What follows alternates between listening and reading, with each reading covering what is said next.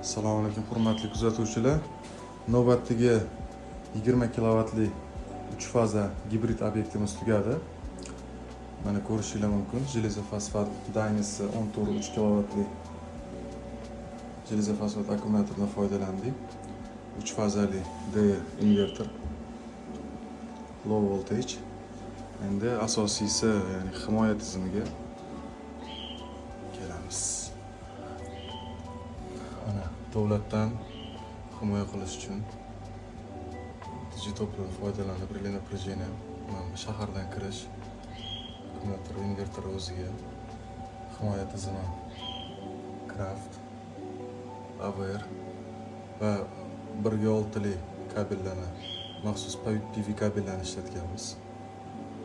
Shitlarimiz ham o'zingizlar ko'rsanglar bo'ladi. Undan tashqari xonadonda bir faza turgan ekan. 3 fazaga o'zgartirib berib, stabilizatorlarni oddiy avtomatda turgan ekan, dif avtomatga qo'yib, chiroyli shunaqa shaklda o'tkazib berdi obyektimizni.